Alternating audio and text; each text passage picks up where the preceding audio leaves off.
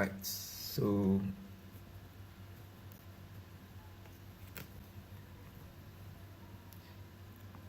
welcome to Dr. Carl Society Mission. This is the economics, accounting, and then finance. So economics and then financial accounting, all the three being discussed together.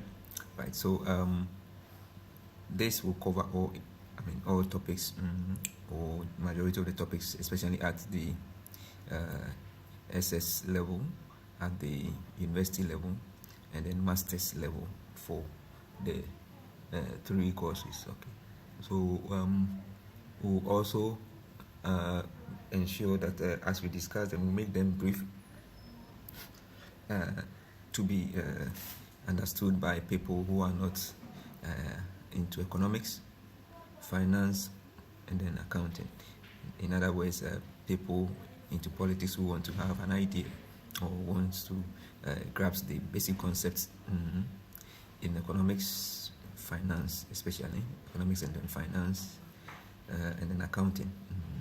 This particular material will be very important for them because they will have both the hard copy and it can also have the audio as well as the audio visual, because this is one of the best ways to learn courses like economics, finance, and then accounting, where you have visual images as you try to recall what you've learned. So all those into politics, or all those into some kind of business, or all those into maybe positions that warrant the take care of organizations and all that. Okay, so doctors into businesses, doctors into hospitals, doctors into all that, so that at least you have an idea of how you are supposed to manage the place, how you're supposed to shape your finances, how your accounting is going.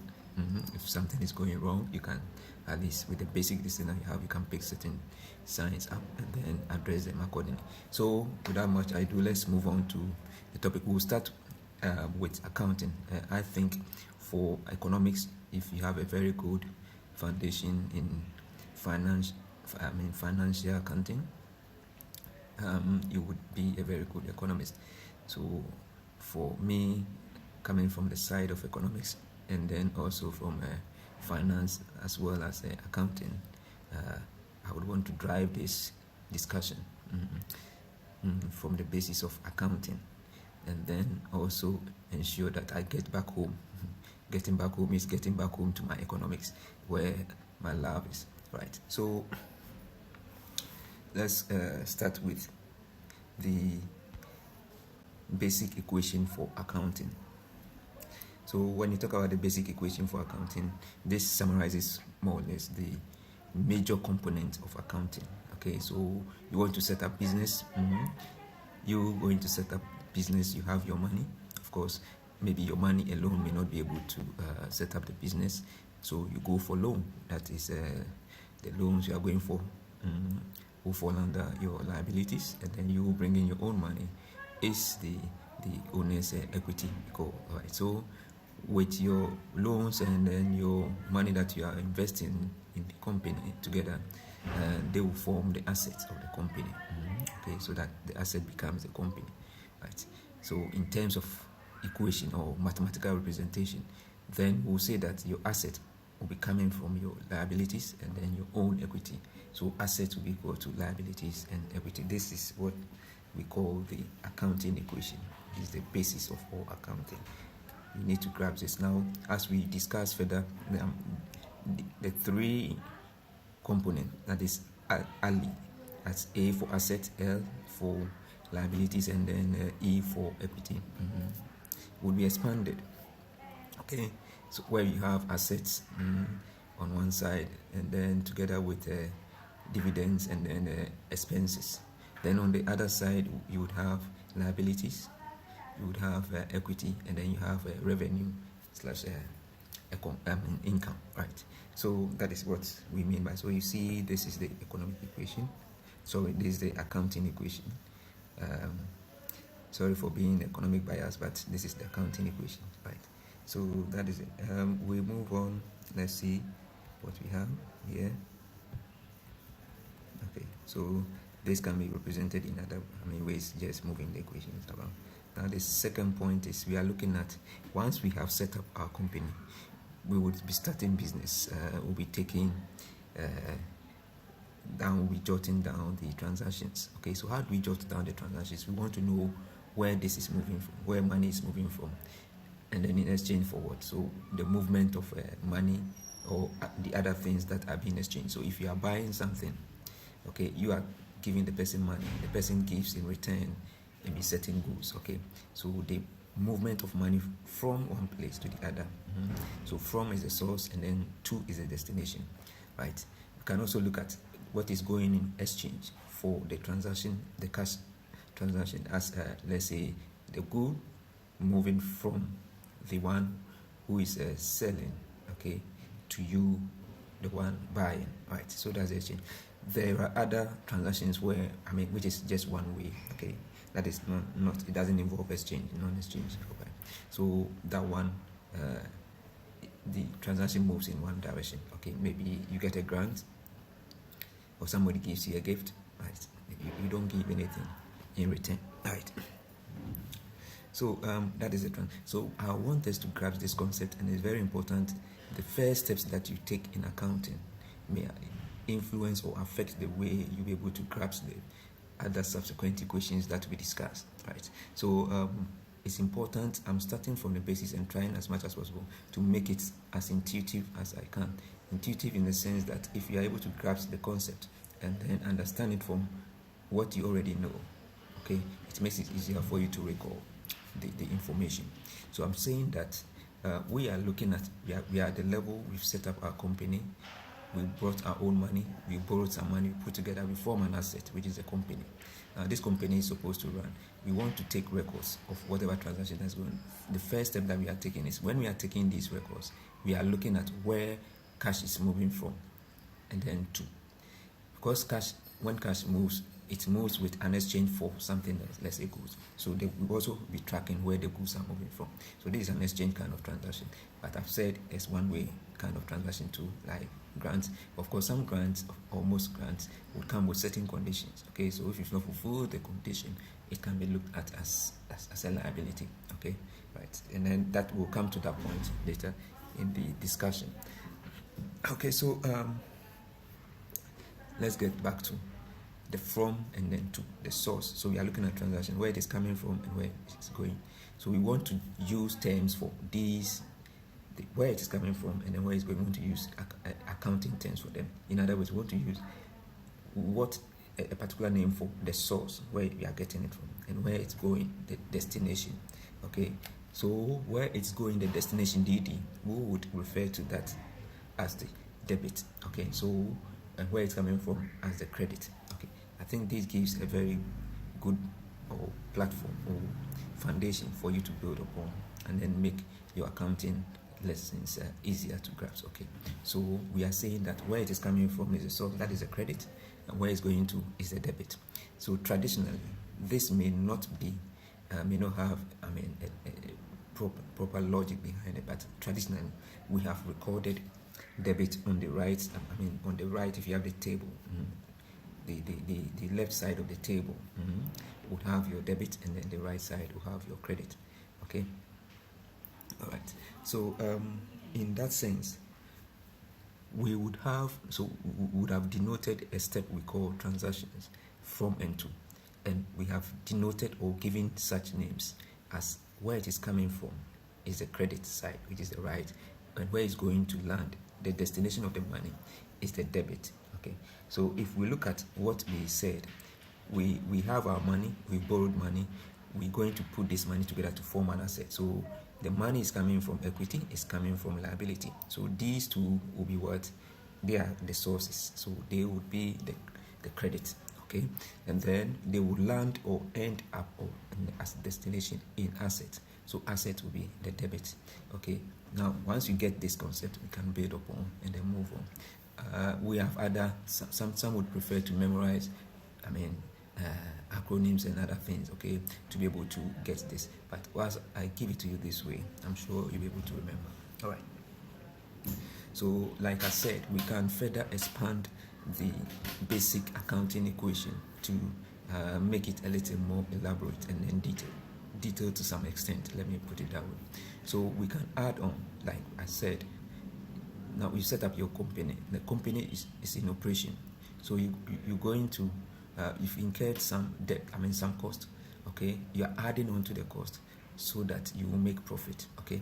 So if you add on to your cost and then sell your goods, you get money in return. What you are getting in return is your revenue, right? This revenue contains your cost as well as the profit margin that you have added onto. I'm creating a picture in your mind. I'm sure I'm making it. So you've incurred some cost in the production of a final product. Okay. Now this product, after making it, you are adjusting for, or you are adding on to the cost of that production, a margin of income, which we call profit. So your cost and then the profit together are making your income, are making your revenue, are making your revenue. So you are going to get revenue from the person who is buying your goods. Okay. Now, we said the cost of production, that part would be captured as expenses. Okay. Right. Now, we also said you added onto your cost or your expenses a margin that to account for the sacrifices you've made in creating that final product, and of course the time aspect as well.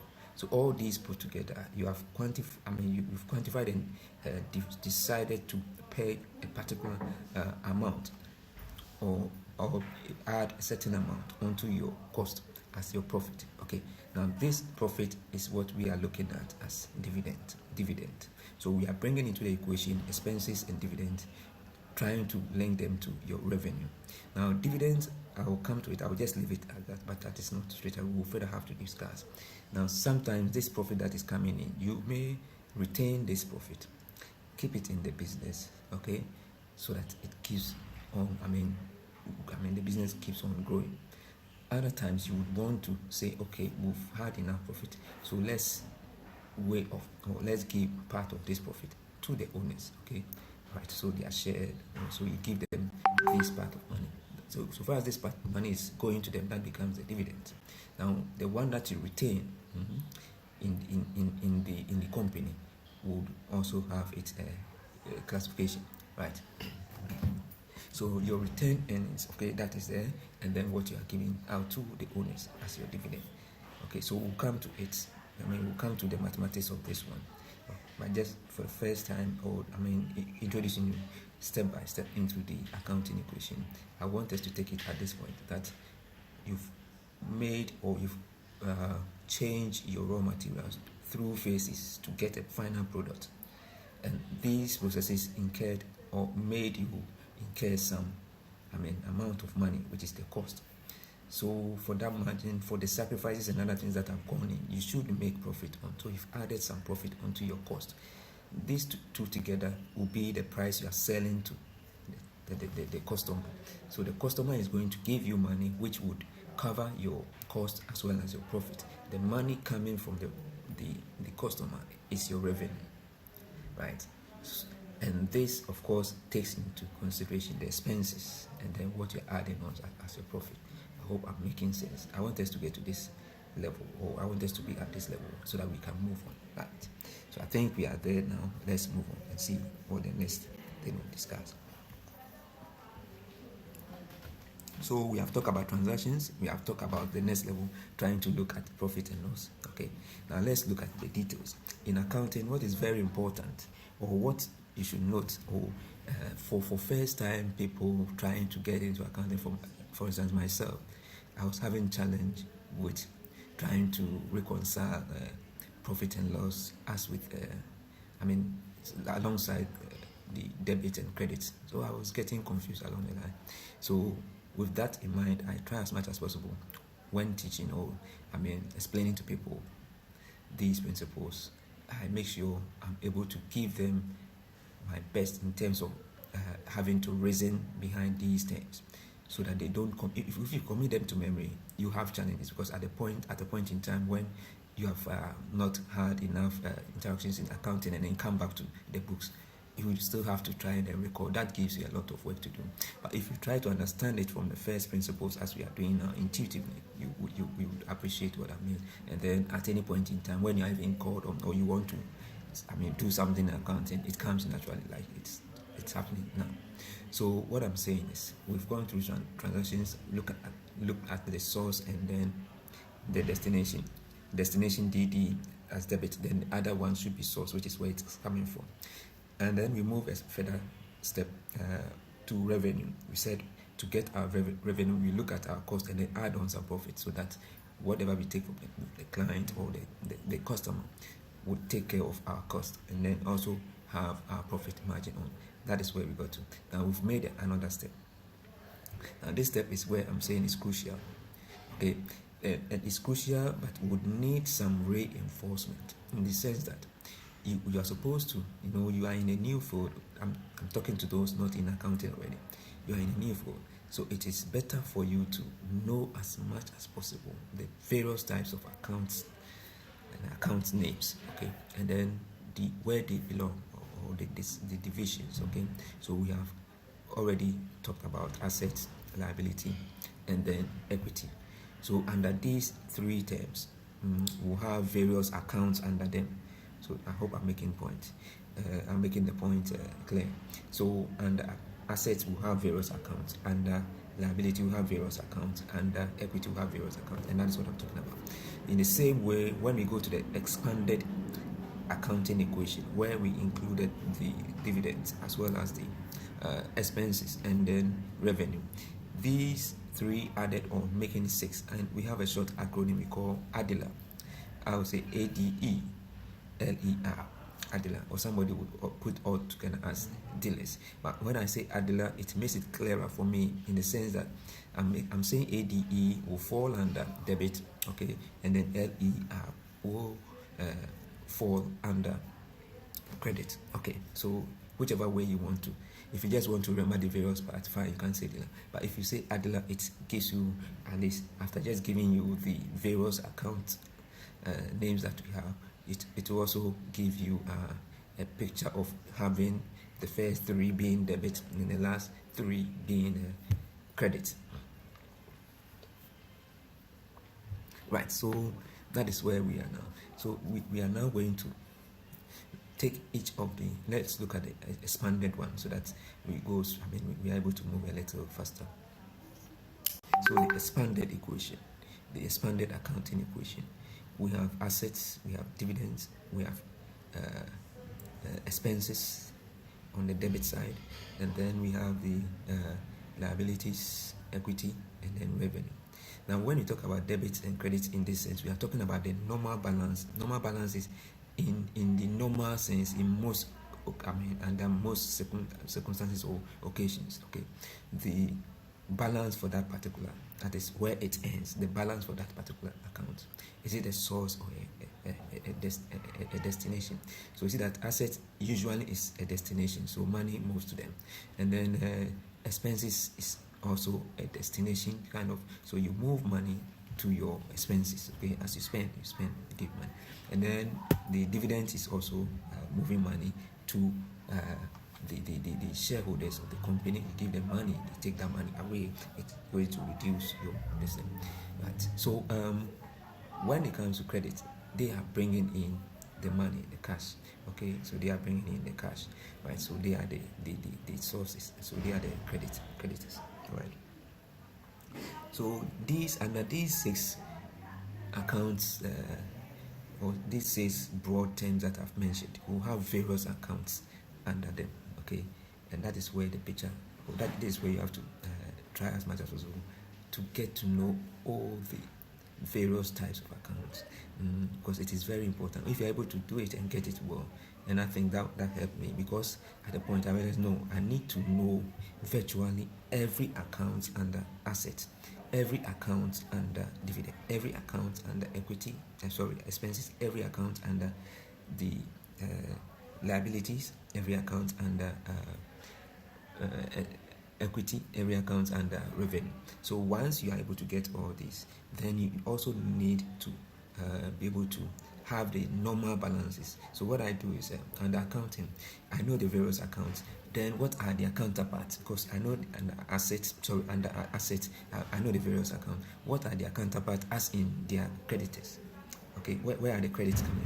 What's the source of the money? The credit.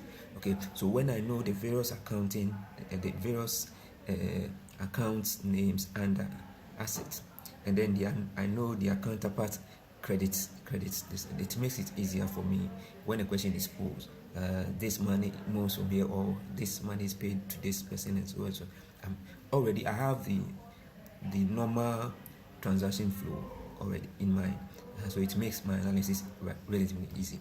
Okay, so for instance, if I'm moving cash to expenses, okay, these are within assets. So this is a common thing that happens. So we move money from cash, okay, account to pay people, and then that is expenses. So my expenses becomes the debit, my cash account will be credited. Okay, so credit for the cash and then debit for. So it makes it easier for me. You do same for all the various accounts and assets. You know their natural, the normal balance, and then you know their counterpart creditors. You do the same thing for expenses. Do the same thing for other components, liability, equity, and then revenue. Okay, so once you are able to go through this over, sometimes it needs a lot more exposure. Okay, so you get more exposure, then naturally they become part of you. When the name is mentioned, you already know which part of the accounting area it falls, and then what it's used to formally, or to standard, to what you need to do to make it conform to the standards that have been laid out already in accounting. Right, so for me, it's also crucial that as you do this, you try to also get some exposure practically. So if it's possible, if you have a small business, you can start practicing. Okay, because the more you practice, the more you get accustomed to the terms, and then they become part of you. Then you have less, you need to put in less energy to be able to recall the transactions, and then know their various the various parts that they have to fall as we look at credits and then debits. All right, or debit and credits. Okay, so we said under assets we have various accounts. We mentioned some examples. Under expenses, the same thing, and then under liabilities and then equity, revenue, we have the same thing. So we'll take them. But before we move on, let me also re-emphasize what we talked about. We said when you're going to set a business up, you have your own money, you borrow money, you put the two together, you form an asset. Now, and once you form an asset, you want to acquire some raw materials, convert them to a finished good, add some profit on, and then sell to get revenue. Your revenue is covering your cost as well as the profit margin that you've added on. And we know our profit margin part can go to our shareholders, the owners of the company, or we'll retain and keep part of the money in the business to grow it more, which is the retain. Right. So that is the picture we've created so far. I want to just emphasize that point. So let's move on. Now, so the next step we are looking at, we have the various accounts under the various topics, the expanded equation that I've talked about.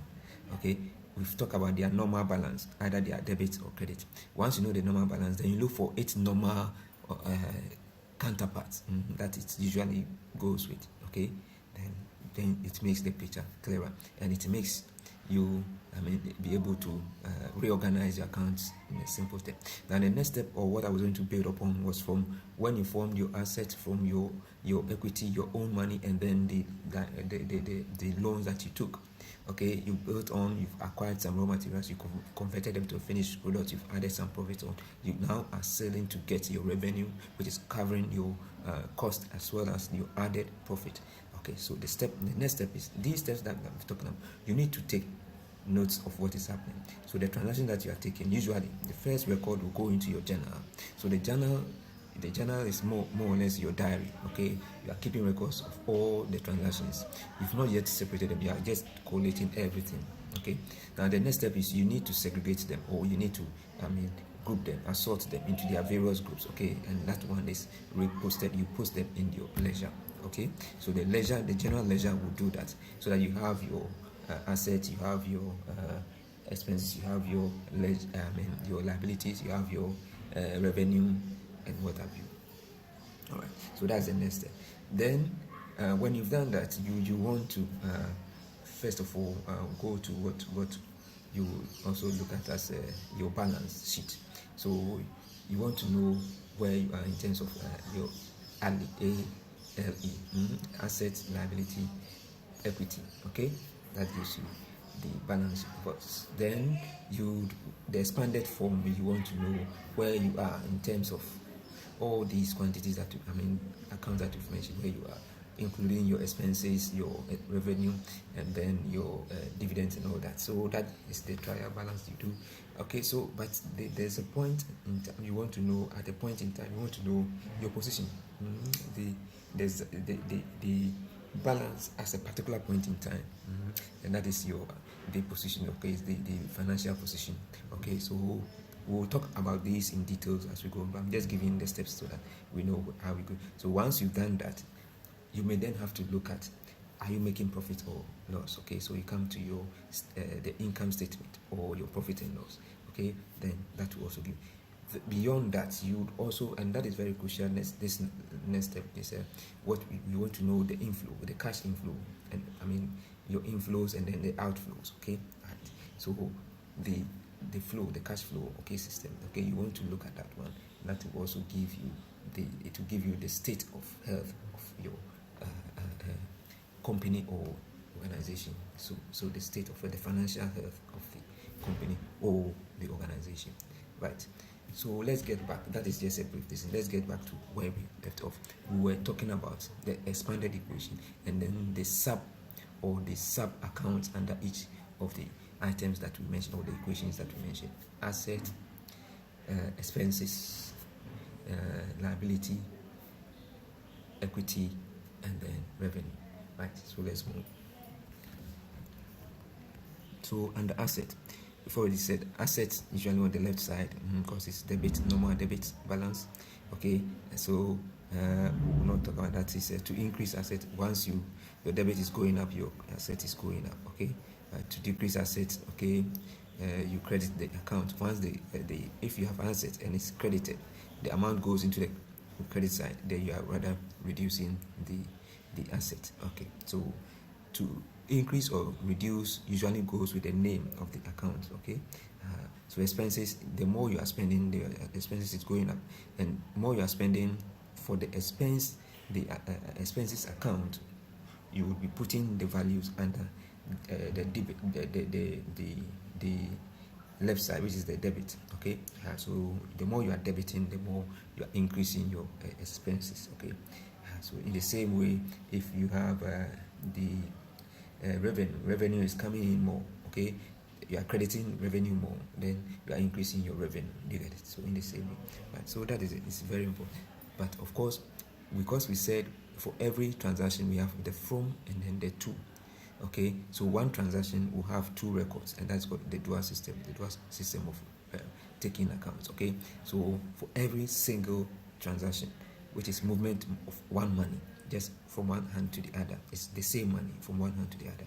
It's recorded twice, or it's the dual recording. So we have one recorded in the debit, one recorded in the credit. Okay, and that is why you can't use this dual system to tell whether you are making profit or loss. To tell whether you are making profit or loss, you need to have your revenue. Then you less your revenue. You take off your expenses. Okay, and then you get your profit. Okay, that is how to do the statement of income. Okay, that is different from the trial balance. Okay, and so on, or the balance sheet and all that. So those ones are just seeing the transactions you've made and then trying to see whether the froms are equal to the twos. In other words, the credits are equal to the debits. I hope I'm making sense now. Let's move on. So that's the same thing we're talking about here. Okay, so I think the next step was and look at the next step was to look at the references to the company. So when we are talking about debit, credit, increase and all that, usually the reference is to the company. The company is the reference point. Okay, so the company as a reference point. So your debit, credit are all with reference to the company. It's important to take notice of that. Okay, and the company is seen as an entity. That's a person on its own. So the company is different from the owners. Right, the company is different from the owners. That is also an important point to note. Okay.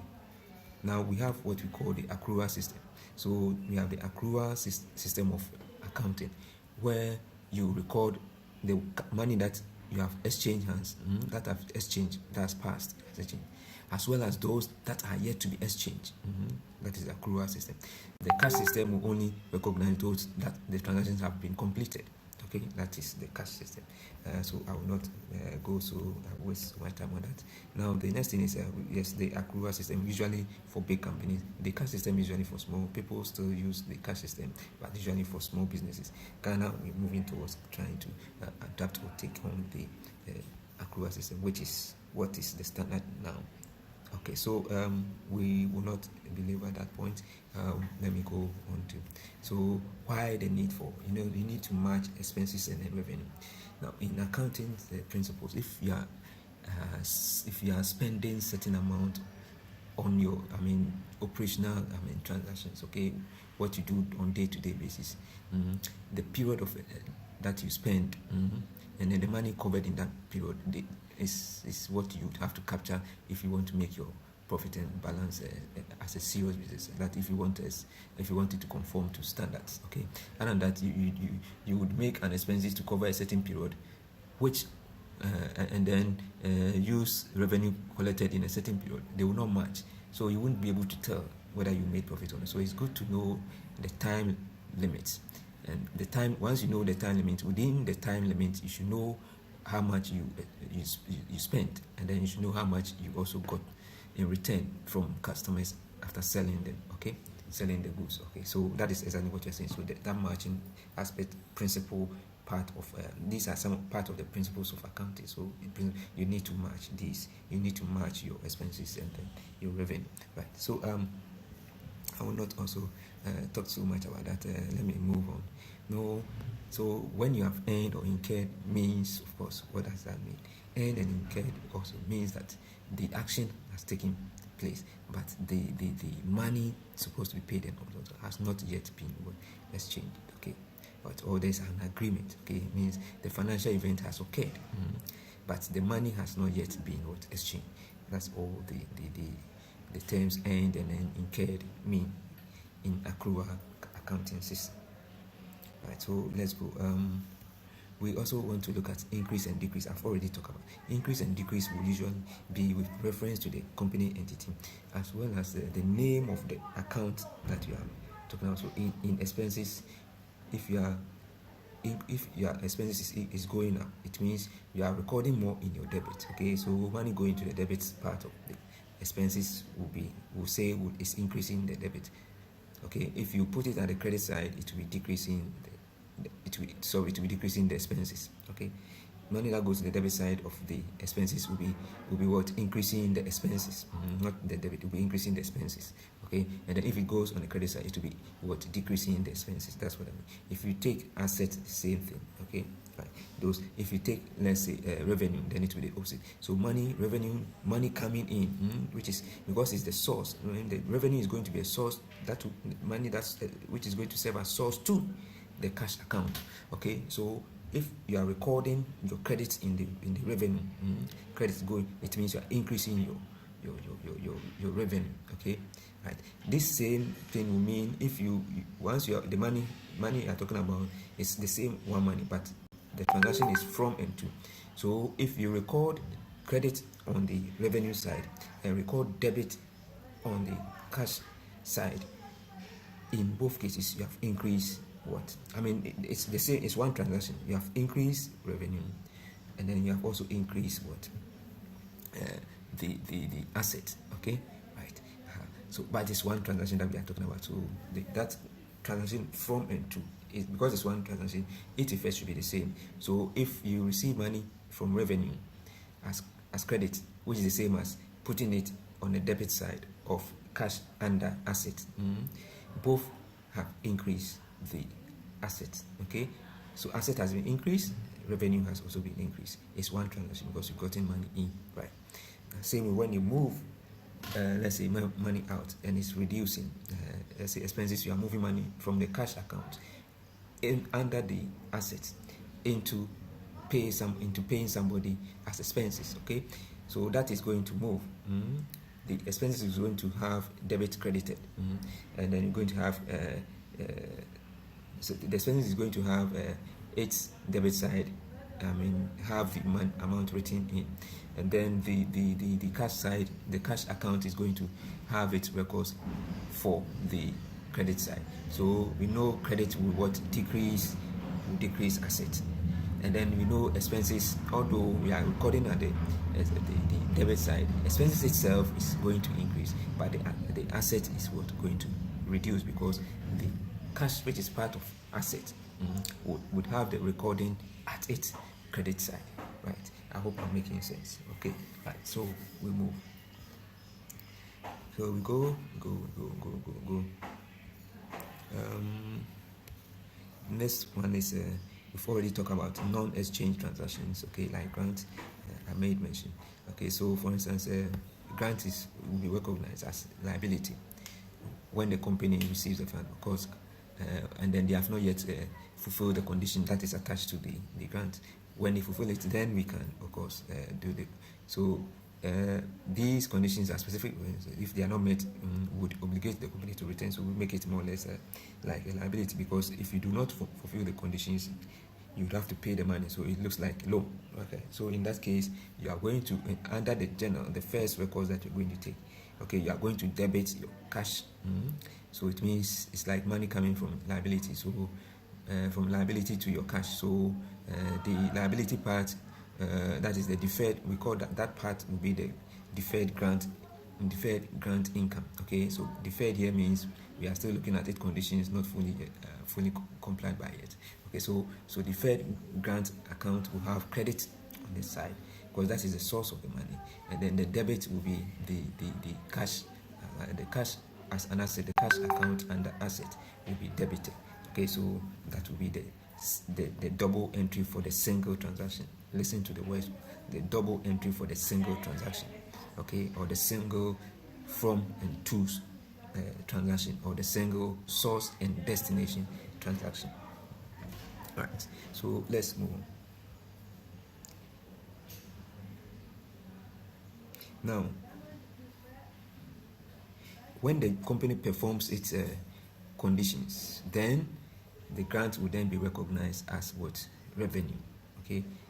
For instance, if the grant is specific for research projects, the company recognizes the portion of the deferred income as revenue as the project expenses are incurred. Okay, right. So as the project expenses are incurred, now this aligns with the matching principle. So as they are incurred, then they are not yet the actions are not yet completed.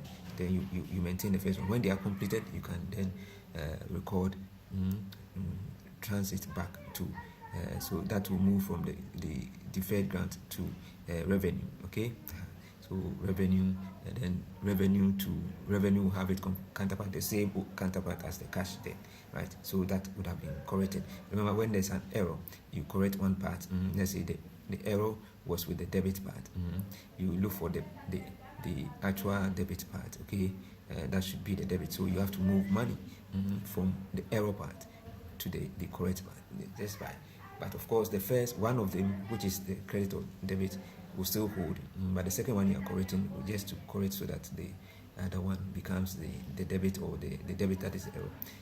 And of course, anytime you are moving, if you have an account, you want to move money from it, you must first move the money to the credit side before you move it, because you want to make it the source. If you want to make it the source, it means the money must first go onto the credit side.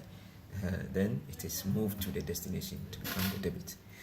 I like to picture it this way, so that I will not need to memorize for this account money this is debit, money that is credit. No, when I do it this way, it looks more intuitive, and I believe you listening, you also, you are also grasping the reason, or trying to get the pattern of thought that I'm trying to push across, right? Okay, so we go.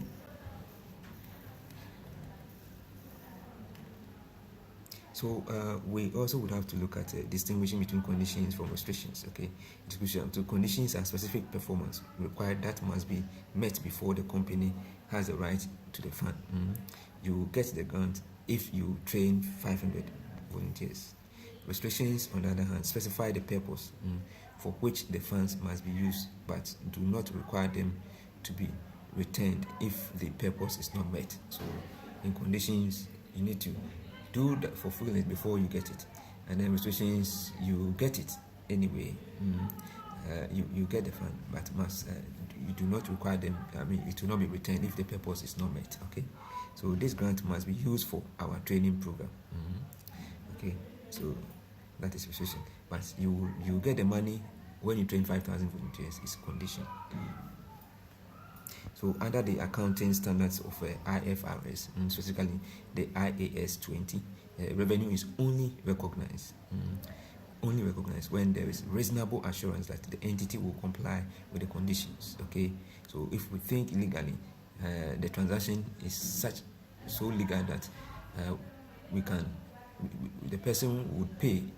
If the person doesn't pay, of course, the legal procedures will take the person on and will be successful. Then we will recognize that entity as transaction completed. Okay, so the under the accounting standards like the IFRS, okay, specifically the IAS 20, revenue is only recognized when there is reasonable assurance that the entity will comply with the conditions attached to the grant.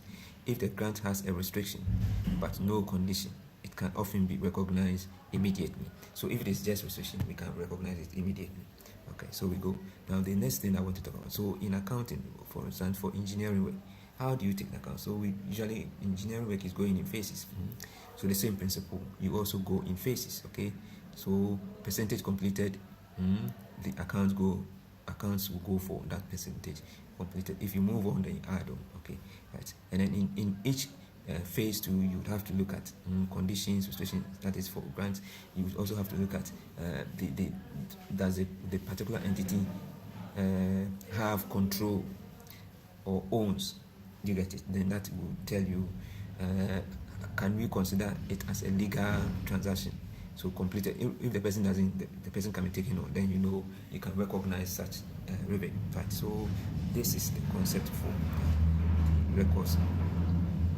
So for long-term contracts, how is the revenue is recognized based on the percentage of work completed. So the percentage typically will be calculated by dividing the cost incurred to date by the total estimated cost for the project.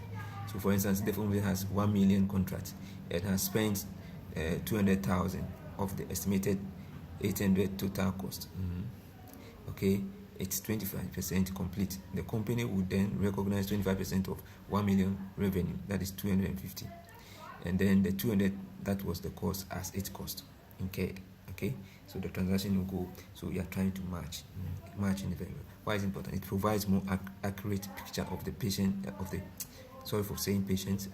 the company's financial performance over the life of the project, especially for large multi-year engineering projects. Okay, so you go in phases and then account for the phases. Ensure the transaction is such that we can consider it complete when we just oppose it with legal terms, right? Okay, so we move now. For a newly set up company, we enter daily transactions. We talk about that. The account side, we have the journal. Okay, is the book, the diary, the original entry. Then you come to the ledger. Okay, you post it in the ledger. Okay, you come to law sources and destination. We talk about that. Okay, we go. So now let's list all the accounts and assets. And then we look at their normal balance. This was what we started initially. I want us to take them one after the other. So we are first taking the first basic accounting equation, and then we look at the various accounting sub-accounting or sub-accounts under this major broad account asset.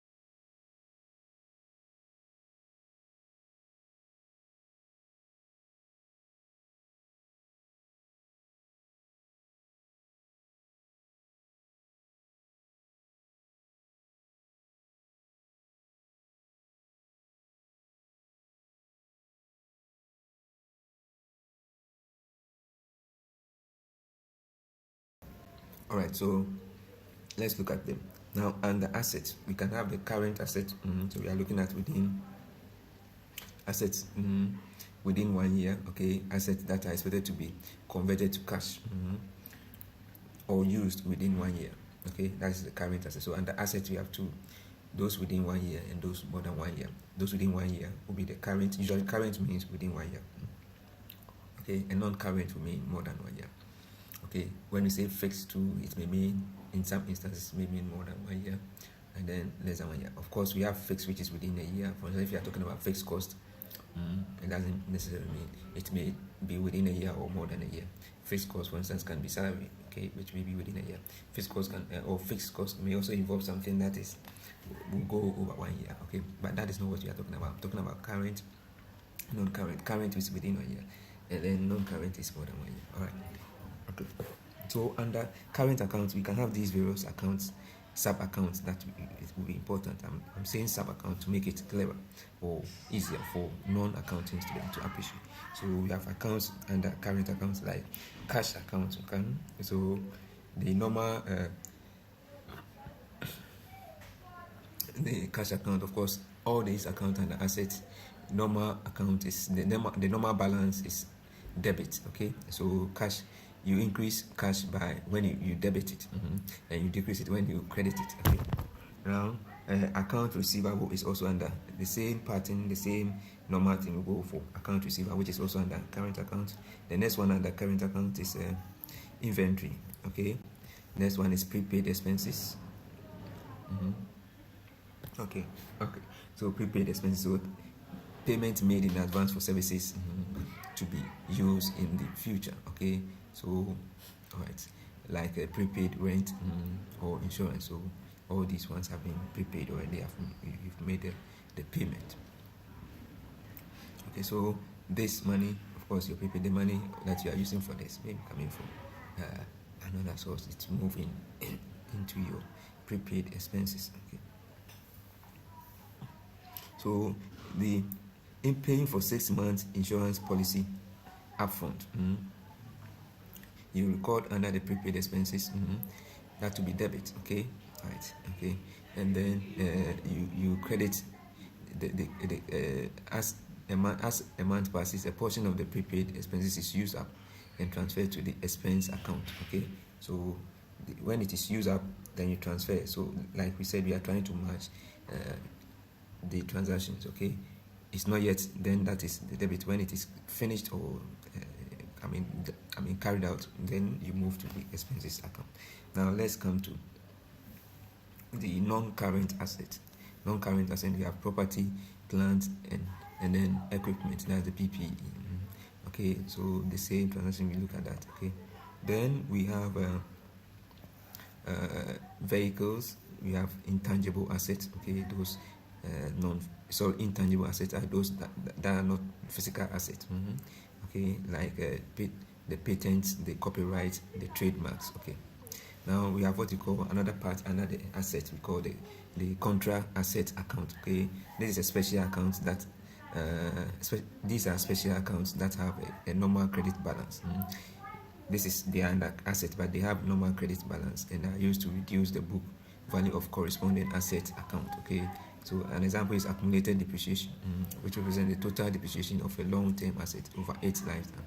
Okay, its contra asset account. It is a contra asset account to the property, plant and equipment. Okay, property, plant and equipment. So if we look at let me see where we are.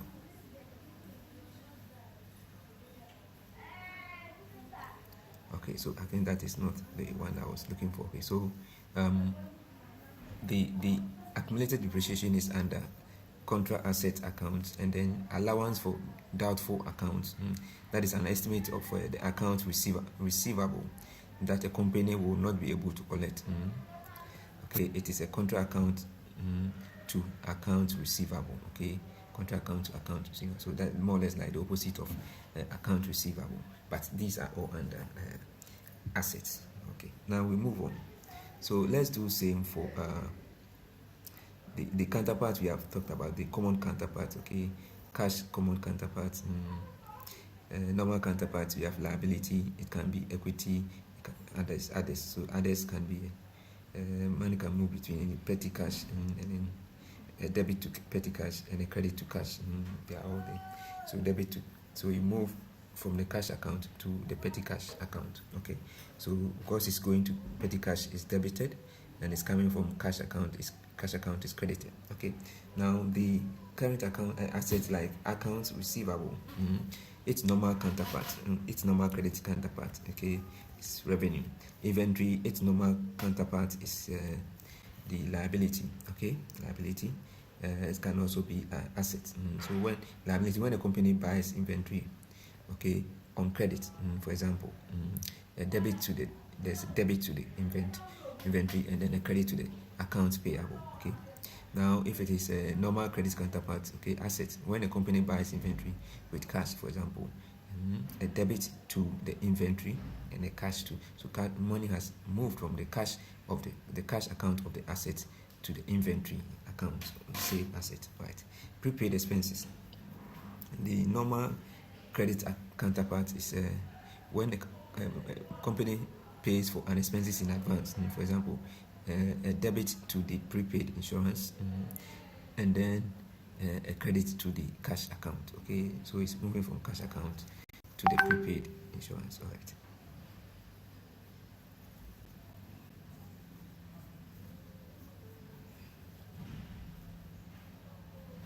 So if you make payment for advance payment expenses, you have moved cash from the cash account to the prepaid insurance. So the prepaid insurance. So prepaid account is it. So this prepaid is now the receiving the money. So it's the debit. Is the debit is the destination, and then the credit is the where the money, the source of the money. So it becomes a credit. All right. So now if you look at non-current account, non-current account, we have the PPE, its normal credit counterpart is assets, and then liability. The same thing can be explained for them. Vehicle, normal credit counterpart is assets and liability. Intangible assets, normal credit account is assets. Contra asset account, accumulated depreciation, its normal credit counterpart is equity through expenses. Now, allowance for doubtful accounts, its normal credit counterpart is equity through expenses. Okay, right. So we've done that for assets. Now, expenses is normal. Now let's look at this. Under expenses, so let's look at no expenses is normal debit. So what are the normal credit counterparts for expenses? Let's look at that. Okay, so for expenses, cash, and then book account. Okay, so the most common credit counterpart for expenses is the cash and book account. Okay, now the liability can also be for that is account payable. Account payable can be used under account payable. That is the source. And then you move, you go to credit the expense as the expense side, and then debit it. Okay, now contra assets account. Okay, so for instance, a company records 1,000 in depreciation for its equipment. Okay, that's contra account. So depreciation. So depreciation expense is 1,000. So that is coming from the expense, okay? And then credit is accumulated depreciation. So accumulated depreciation going into expenses, okay? That is it. So say that is one transaction, okay, that has been made. Okay. Now, let's do that for debits, dividends, and then for dividend has a normal debit balance. Dividend has a normal debit balance. So this one you pay to the owners and then they take it away. So it's not staying with the company. Okay. So it's debit. It's ending. It's the destination of the money. Now the source will be from your profit that you've made. So let's look at the normal debit counterpart. Okay. So the normal debit counterpart for the main counterpart is cash. When a company pays a cash dividend, the transaction is a debit to the dividend account to increase the dividends balance, and a credit to the cash account. So the money is coming from the cash, which the profit will be part. So remember, revenue will also be moving money from revenue to cash. Okay. So the general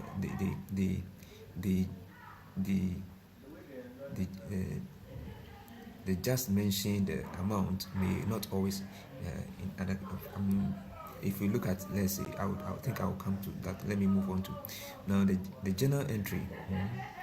The journal entry example, for instance, the journal entry for dividend that you talk about, you debit the retained earnings. So the retained earnings, that's the money inside, and then that is where the destination, the money we've taken from the dividends, okay, will be coming from there. So you credit the dividend payable. The dividend payable is the credit, the one that you are crediting, and then retained earnings is going to be the final recipient. So that's the debit side.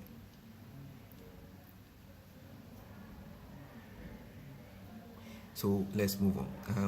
Revenue and then income. Okay. So we've already talked about revenue and then income. Let's look at the basic accounting equation again. You can look at it. I want you to just reflect upon that and see so far what you've done.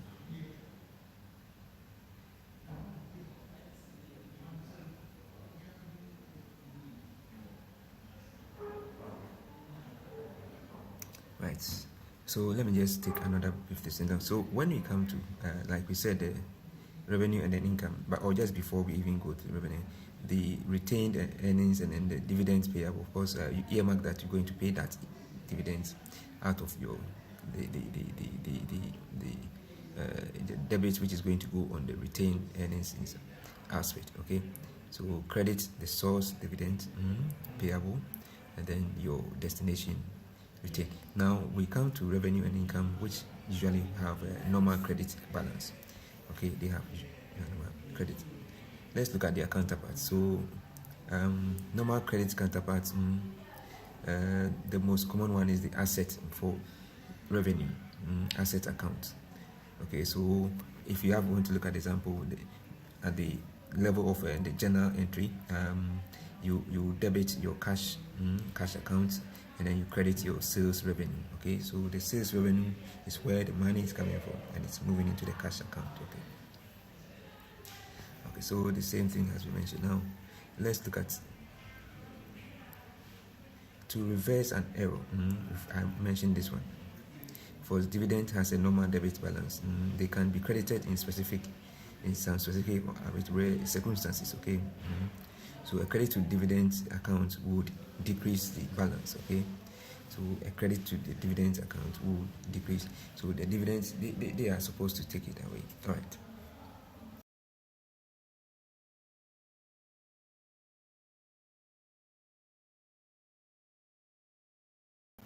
Right. So we go. So for instance, let's look at an instance. Okay. So for instance, where you will see a credit to the dividend account, reversal of an error. If a previous entry incorrectly debited the dividend account, incorrectly debited the dividend account, a credit would be used to correct the mistake. So you have to move. So you credit the debit account and then move it to the proper debit account. So for instance, if a dividend payment was accidentally recorded twice, a correcting entry would be needed. Right. Now dividend reversal. Okay, so that is also another way where you can have a dividend being credited. And stock dividends, in some cases, a company may declare a stock dividend instead of a cash dividend. This is not a direct payment to share, but rather a distribution of additional shares. Okay, right. Okay, so these are other components of dividend that may be dividend declared. It's done with, okay, when the board of directors officially declared dividends, the company has created an obligation to its shareholders. The transaction at this point is to recognize the liability. So once you declare, you consider it as a liability. As a liability, okay, the promise to pay. Okay, right. So you debit your retained earnings. Okay, that is where the money is. Temporary dividend declared accounts, or you can also debit the temporary dividends declared account. A debit decreases this equity account.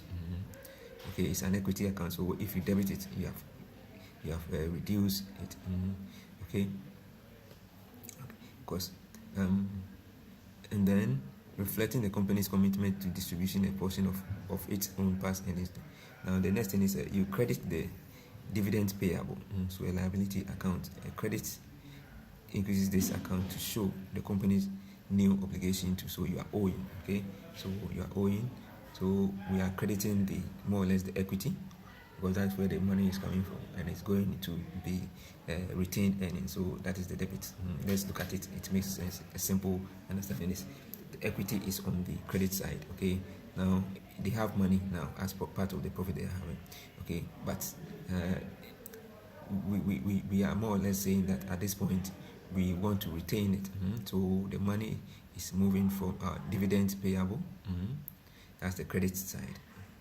Okay, dividend payable. Okay, to our retained earnings, which is now becoming the destination. So it's debited. Okay, so our dividend payable will be credited, and then our retained earnings will be debited. So the natural flow will be these two will be counterparts. Okay, the natural is in flow under equity in terms of exchange between dividends will be dividends payable, moving the cash to the retained earnings as the debit or the destination. Okay, so retained earnings, the money is still with the company, right?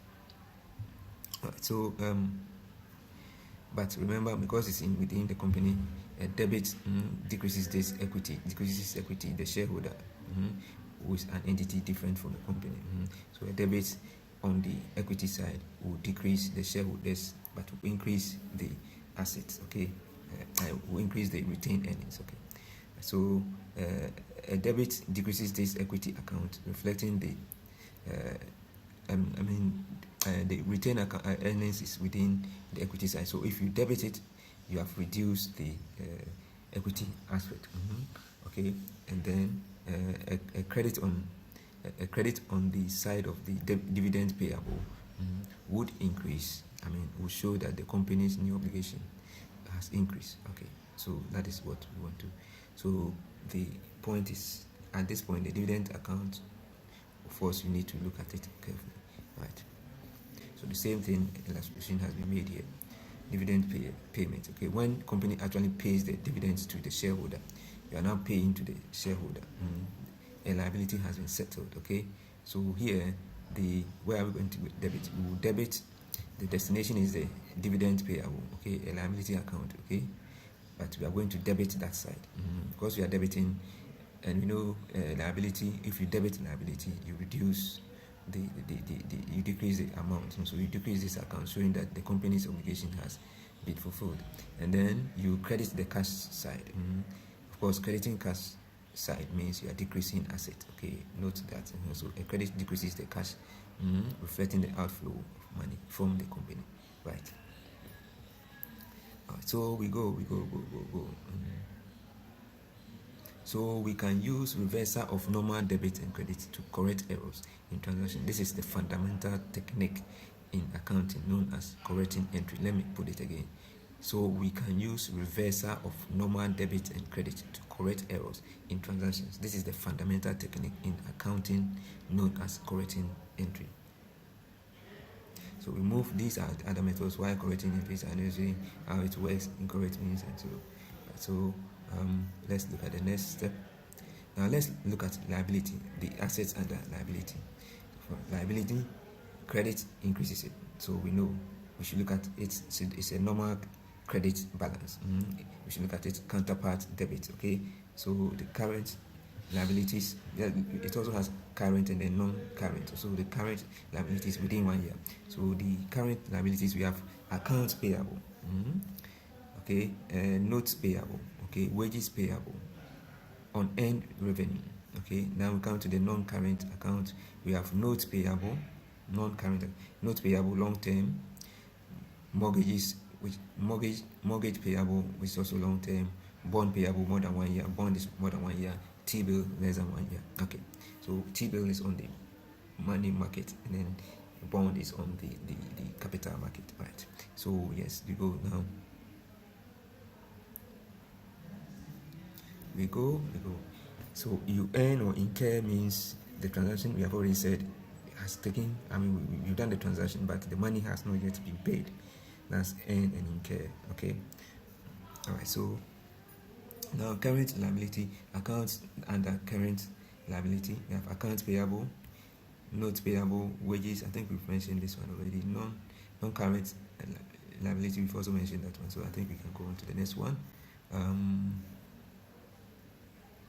You can also reconcile cash at hand and then cash in the bank. Okay, so both cash at hand, also called cash on hand, and then cash in the bank are grouped together under single cash account in the general ledger. Okay, so we also the account in this account in all forms of currency that are immediately available for use by the company. So this is liquidity. Okay, so these include petty cash kept in the office, physical currency, that's bills and coins, and then funds in all checking and savings account. Okay, so the next step, okay, now when the bank says I've credited your account, okay, because we are looking, the reference is the bank. Okay, so the bank credits your account, and then the bank's account is also debited. So you are the creditor, and so if somebody pays money into your account, and then you are now the money comes in your name, so you're also the money is going to go to the bank. So from you to the bank, from you become the creditor, becomes your side will be credited, and then the bank is becoming the destination, that this side is debited, right? So it adds to the normal interpretation that we have, that my account has been credited. Okay, though when you say my account has been credited, it looks like you have added money. In natural sense, you have reduced if with respect to the company, your money has been reduced, and it is you have increased the bank's money.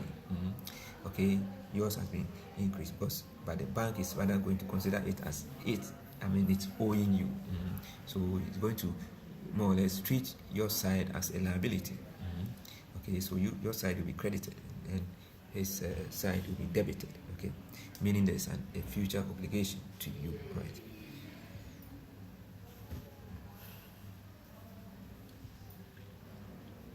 So the reference is always the bank. Now let's go.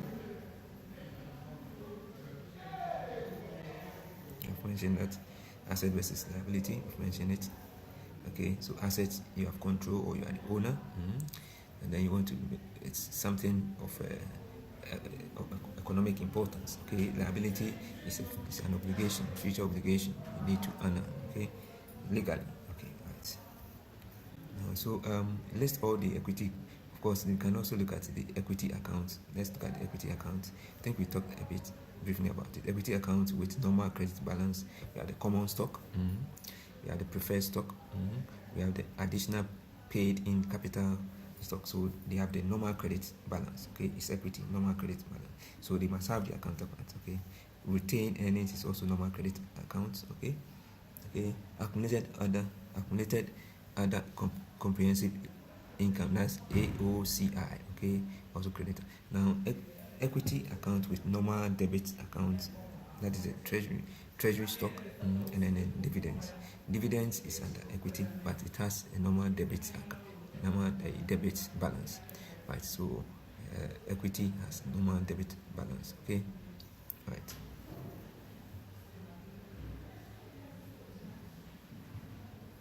And this is so because it reduces the company's retained earnings. Okay, it reduces the company's retained earnings. So this dividend is more or less is an intra-equity transaction where we have the money which will be moving from the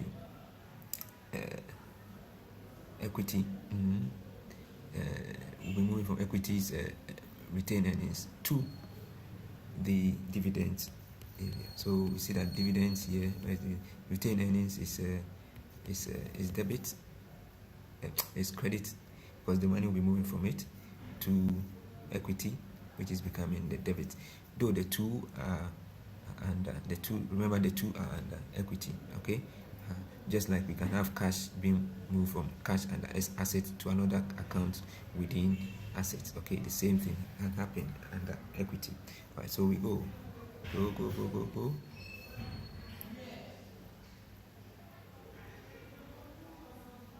So let's look at the counterpart. So normal credit balance, we talk about that. Okay, equity account with normal credit balance, the increase or that we mentioned this one.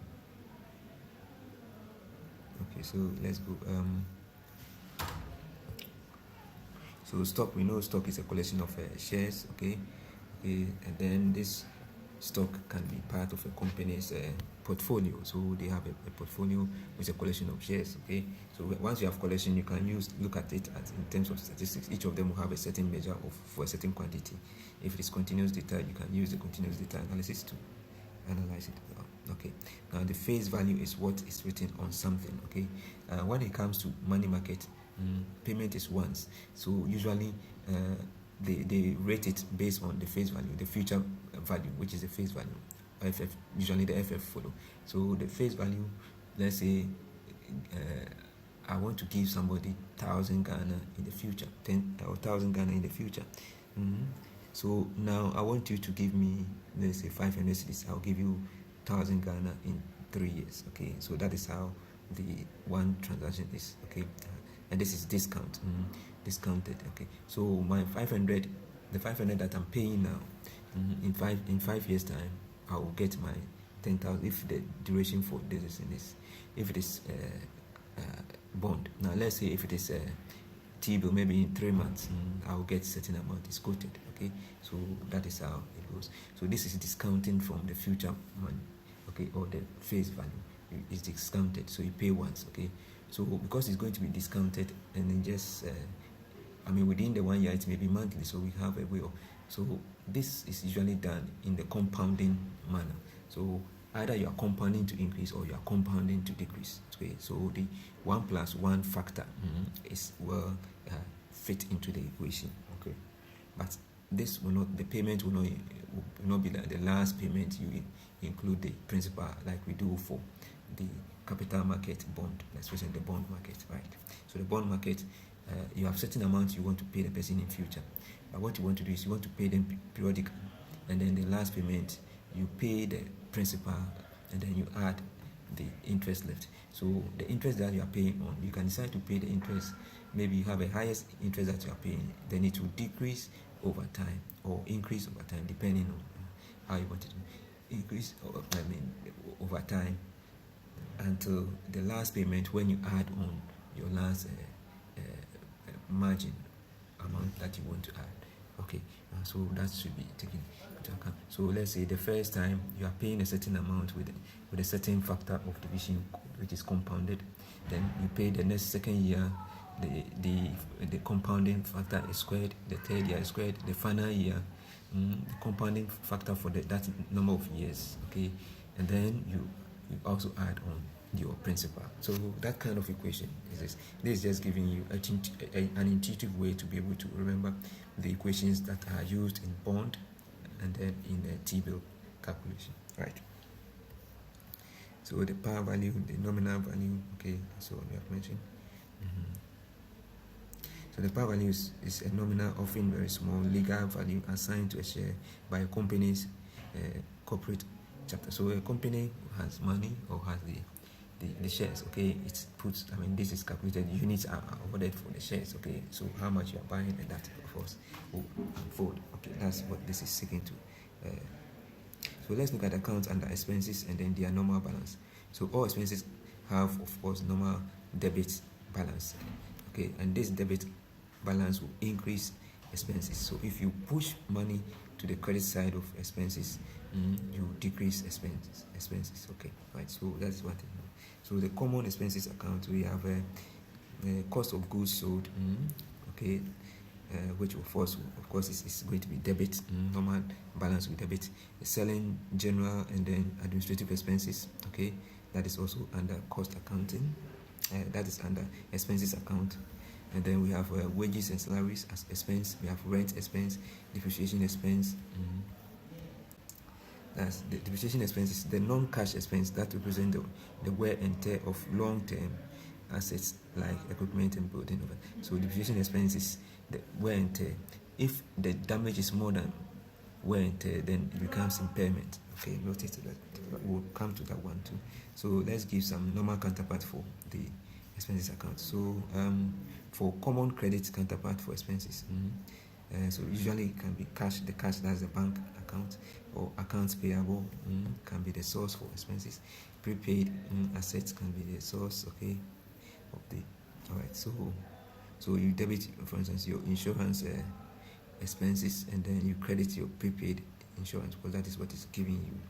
That's where the prepaid is the source, and then insurance expenses is the destination. Accumulated depreciation, or what you call the contra asset. Okay, this is a specific credit account for depreciation expenses. You debit the depreciation expenses to recognize the cost of using the asset, and credit the contra asset account. Of course, contra asset has a little contra meaning, right? So that's opposite meaning, right? So that is what. Now, revenue and income, of course, they have normal credit balance. We've talked about that. So examples of account and the revenue account, we have sales revenue, that was just sales, service revenue, interest revenue, rent revenue. Other accounts, other income account, we have gain on sales, asset, that is capital gain. Okay, so if you have an asset and then you sell it more than what it has depreciated to, the extra money that you get is gain, is a gain. Okay, you have to pay tax on the gain. Okay, here you go. All right, so now let's look at damage that is more than, of course, that we said that is impairment loss. Okay, of course, capital gain, we've mentioned capital gain is the profit you make when you sell a capital asset for a price higher than you originally purchased it. Okay, or adjusted basis. Okay, so we go the accounting cycle. I discussed it, the steps that you go through. Now we also would come to the point you have to know when it comes to revenue and other data collections. Okay, so you have data of actual things, actual revenues, and then you may, before the revenues come, maybe in the past you had their predicted values with respect to time. Okay, now you can form and you can get another value we call the forecast or the forecasted value, or the forecast. Okay, that one would look at the actual series of data that you have, and then the predicted series of data that you have, and then there's a equation that tries to adjust for that. So we have the predicted that exists to do that. Okay, now we also have for the predicted revenue equation, we can have something like this. Okay, so it's most of the time you link the time factor to the revenue. Okay, so you have your revenue, the revenue you are predicting, then the T is the time, and then we have a component, we have the coefficients. So these coefficients will represent, of course, the quantum of exchange. Okay, the quantum expected. Okay, so the B0 is the y-intercept, B is the predicted revenue at 0, and then B1 is the slope, that is the average change in the revenue period. Okay, T is the time period. Right, so all this. Now you have your predicted. So when you have your predicted, you have your actual. You can form an equation for the actual, the forecasted revenue. So the forecasted revenue will depend on your actual values as well as your predicted ones. Okay, your predicted ones. But the predicted ones, of course, we also have what's called the weighted average. The weighted average doesn't give each member of the group that you are calculating the average for a weight of 1. Okay, so depending on how they are valued, they will have different weights for the average to be calculated. So it's not just simple calculation of average where you have 3 people, you divide by 3. You may have 3 people, but one person may have a component of 3 of 2, then others can have 0.5, 0.5. So that kind of calculation of average is the weighted average. All right, so if you look at the equation for moving average forecast, okay, so this is it. F is the forecasted revenue, so it's the sum. So you are summing, okay, you are summing. So the sum of course, W1 is the weight assigned to the actual revenue of a previous year. So the previous year actual revenue, okay, and then A is the actual revenue for a previous period, okay.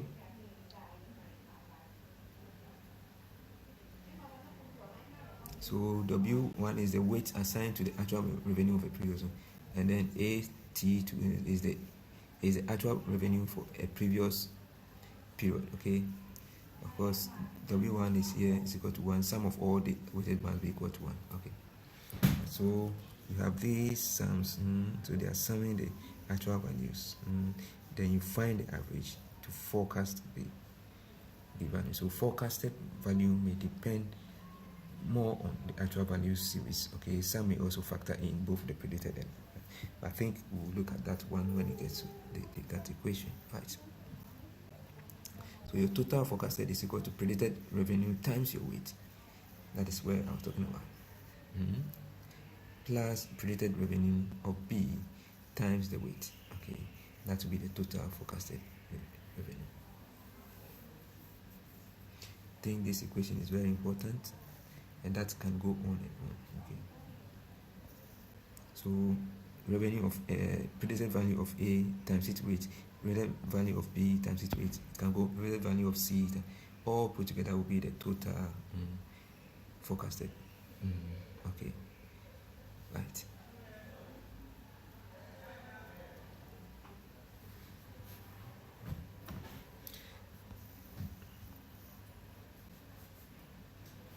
So this is the weighted moving forecast, and this is the total forecast, right? Now let's go.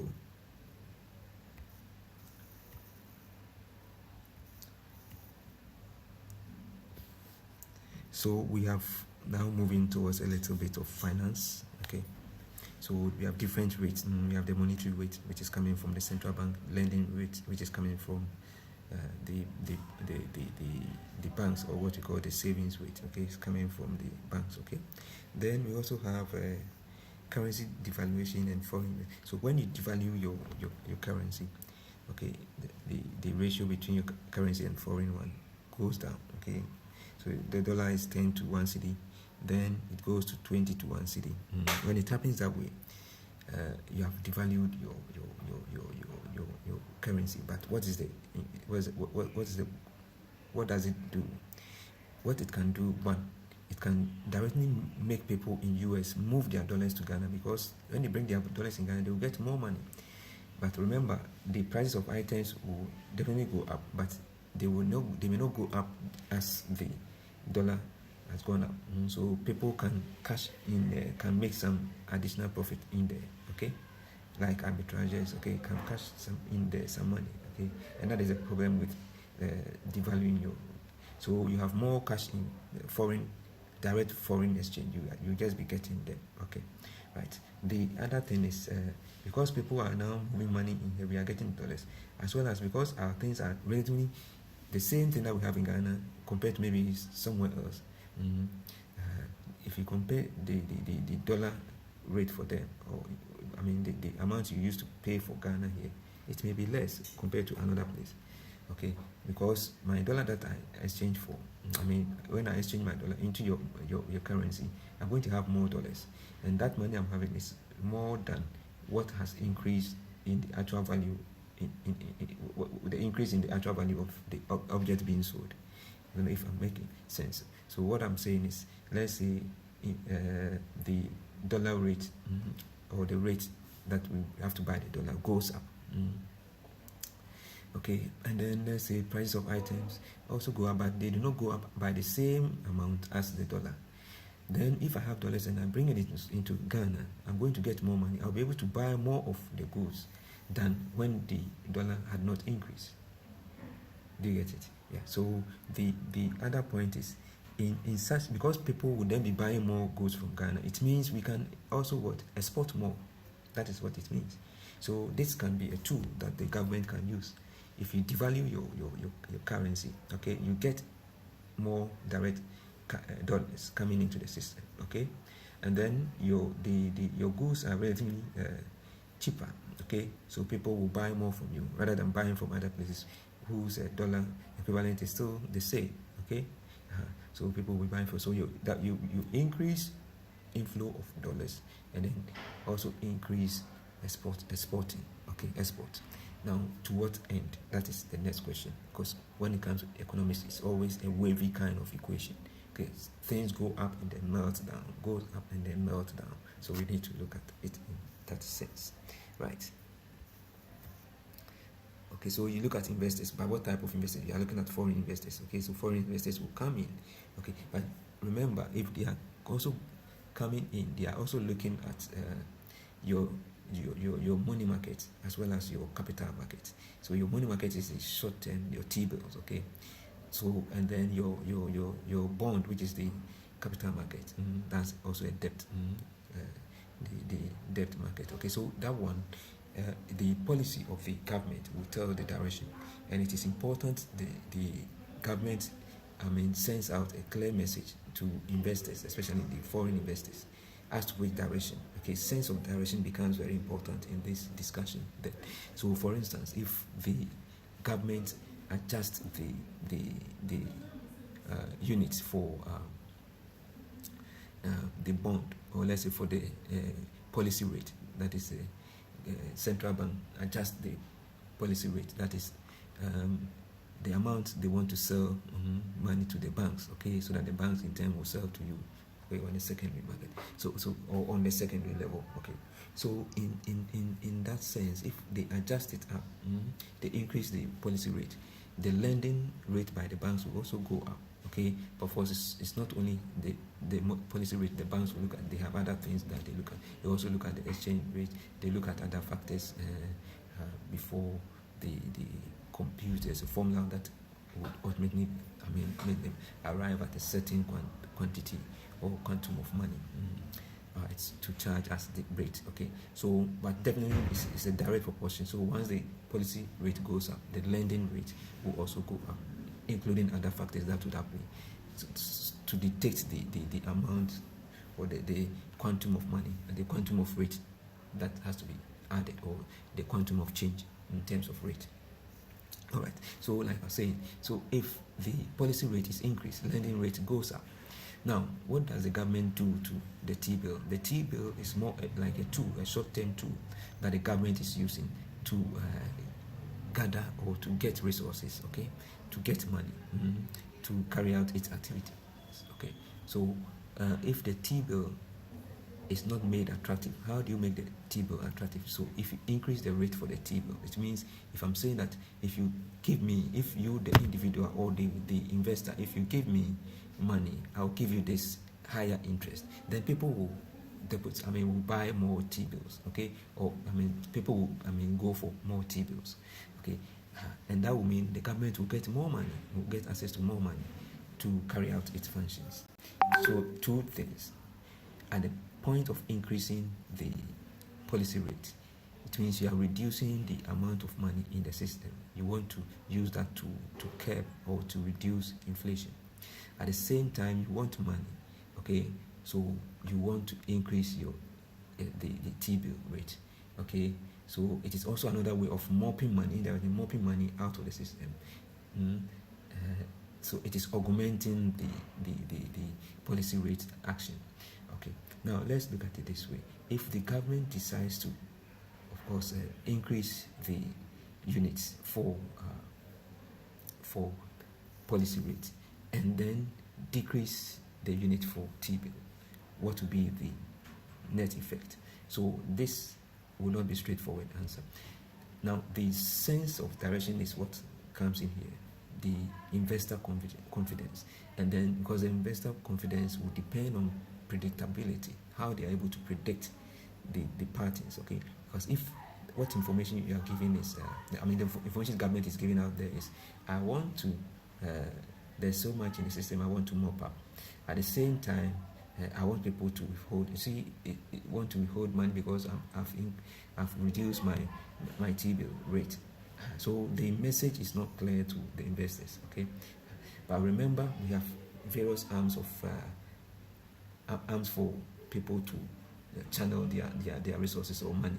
So if those who are risk averse, those who do not want to take risks, usually will play with the short term, the money markets, and then the bonds or the debt market on the side of the capital market, right?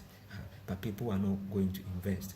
Investment comes with higher risks, though it comes with a greater yield, usually more than the savings you get.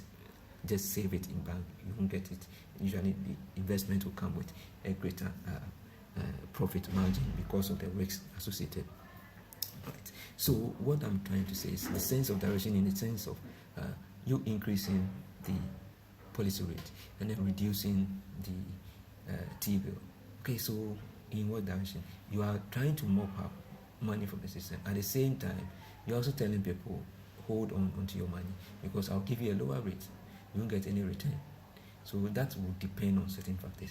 Maybe if people have made so much, and then to the point that all they need, or what they need at that particular point is to just to have their money kept safe for them, then you may still be able to rake in, or still be able to get people buy the T-bills, okay? And then you may be able to achieve the target of money you want to get from the T-bills for your expenses, okay? In that case, that would be a good thing for the government. It would be a good thing for the government in the sense that it's, people are already just, they are at the point they don't want to invest. They are afraid of investing. They just want a safe place to keep, and then they think the short term or the market money, the money market is a safer, relatively safer place to do that. So they will do that, and then you get, but where, of course, and that is usually the case. So people think your rate is down. Investment comes with so huge margin, so much huge margin, and then people will not bring in the money. You still have more money in the system. You will not be able to have deliver the reduction that you wanted to achieve in terms of inflation. So your inflation doesn't go down, though you have increased your policy rate, indirectly increasing the lending rate. Okay, right. So in most instances, the exchange, sorry to say it, the policy rate matches with the T-bills or the money market. That is short-term liquidity kind of market, right? So that is the case. That's the scenario. Now let's move on. I think we've talked a little. We'll delve into this more when we get into financial accounting. Okay, then when we get to the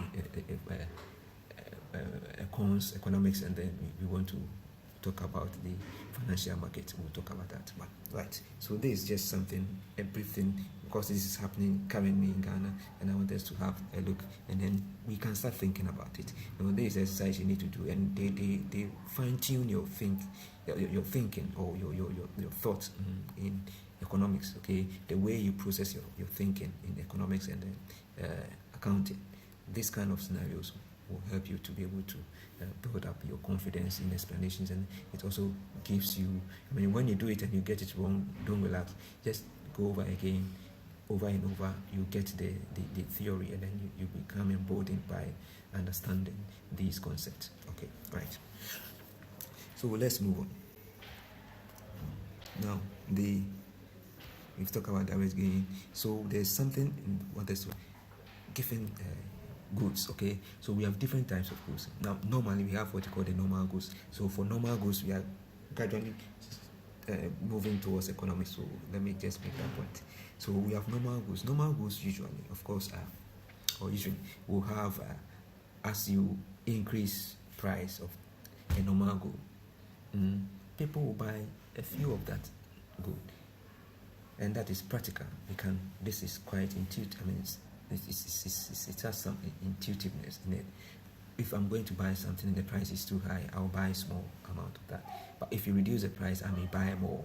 That's in terms of quantity, I may buy more, of course. And that is what we use to build the demand and then supply curve. Now, for the producer, the supplier, if the price is higher, then I have to supply more to get more money. If the price is low, I will supply less because that's not going to give me more money. Okay. So when you adjust the price higher, the supplier will give more, but the one demanding, be sorry to use the word demand, the one demanding will also demand what? Less. So the two are moving opposite. Okay. So until at a point the two trajectories will what? Intersect or meet. Okay. So where they meet, that is the equilibrium point. Okay. Right. So I'm just making that as a basis in economics. This is the principle that guides most economic decisions and then results, as well as outputs and all that, interactions. Okay, let me put it that way. Interactions is the demand and supply concept. Right.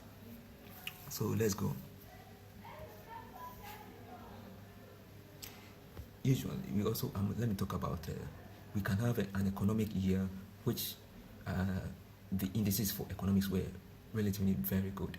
That can be a yardstick that we can measure other things. We can measure inflation, we can measure change in prices and all that. So based on the year that we've chosen as the normal or the best, the real value and the base year, that is where we're going to judge most of our subsequent prices. Okay, so any price movement from the base year will be a nominal value. Okay, so we look at the difference or the ratio between that and the base to compute what you call the CPI. Okay, and all the other things. Okay, that's the consumer price index. That is if it is just the next year comparing 2 years, the previous year and then the current year. That's the CPI. We also use that to calculate the real and then the nominal values. Okay, so once you make a ratio for the baseline and then the current one, you can just use that ratio to adjust for the real value. Okay, so we assume when things were when everything in terms of every sense was the best value, the real value. When prices are shifting from this the real value, then we can compute the real values for these ones. Okay, now the real values that we talk about, what is a real value? The value itself, the value for a particular thing may change over time. Okay, such that the change in price or the change in the value may just be perceptional. Perceptions can have impact on changing values, and then other incidences or other disasters can also impact and then cause a change in the real value of items. Okay, so when we have a nominal value now, and we want to juxtapose it with the base that had the best economic indices. Okay, then we are trying to compare what we call the real value and the nominal value. Okay, it's the same principle that has been used in the computation of the inflation, the CPIs and all that. The same concept. Okay, so we have a base, we think everything was okay, then we use the changes over a period of time to try and see if we convert that value that we have now, which is the nominal value now, if we try to have that value compared to the baseline, what would be? So if, let's say, the baseline 100 cedis could buy 100 toffees. Now if you want 100 toffees, if you want to buy 100 toffees, maybe you have to pay 10,000 cedis. So 10,000 cedis now is the nominal value. So you can convert it to the baseline. So far as it could buy 10,000 cedis to the baseline will be, because 100 could buy 100 then, and now 1,000 let's assume 1,000 can buy the same 100. Then it means 1,000, the worth of 1,000 cedis now, in real sense, is 100. Okay, that's compared to the baseline, it's 100. Okay, so 1,000 cedis is not actually 1,000 cedis. If we are looking at the baseline, the reference point, it's actually 100 cedis. That is what this means. I'm sure when we talk about it over and over, the sense I'm trying to put across will be, would be executed successfully. Right. So let's move on.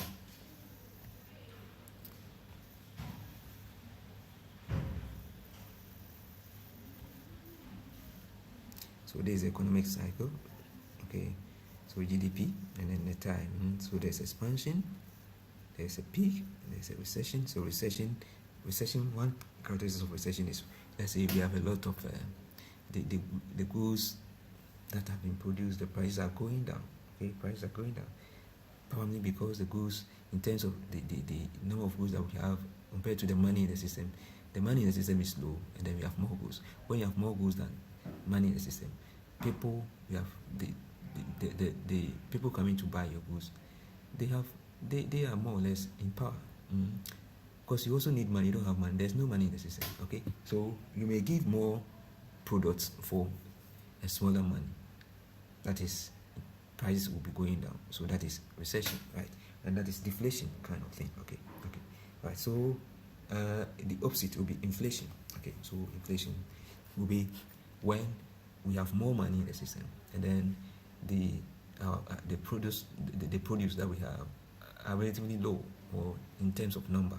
Okay, so if you have more money chasing few goods, people who are selling, they have the power, so they will increase their prices. Okay, so pay this. So in that case, you have to pay more. The what do you call it? Because if you don't buy, another person is ready to buy with more money. So, or somebody may say, okay, I'll give you 100. Another person says, oh, if you give me 100, I'll give you 200. So that may go on, and then the price will be higher than the real value for that. Okay. So that is how inflation and all that. We'll have time to talk about inflation and other, especially when we are talking about the three: inflation, unemployment. Okay, inflation, unemployment. These two especially.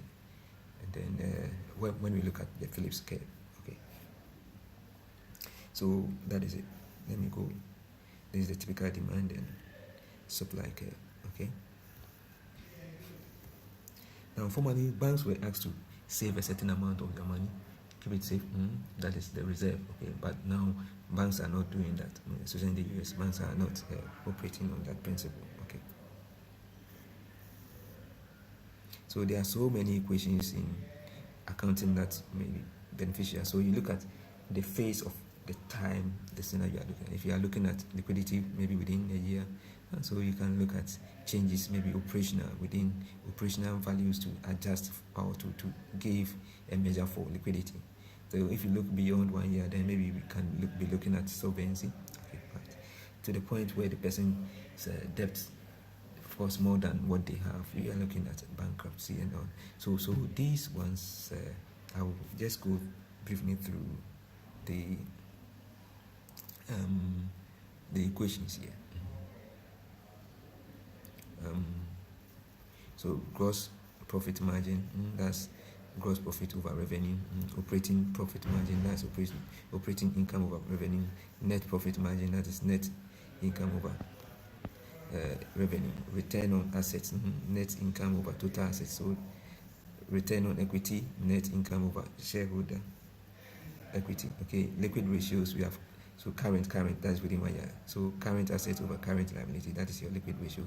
That is how best you can measure assets in terms of liquid money to pay your debt. That will be a measure of your liquidity as the current ratio. The quick ratio or asset test ratio will be the cash plus the marketable securities. Sometimes you can convert some other things which are not security into securities. Security, we are looking at your bonds and then other things. Okay, the money market. Okay, the financial markets. Okay, so the cash plus your market securities plus cash account receivable divided by your current liability. So you see that liquidity is usually divided by liability. Solvency is total liability over total equity.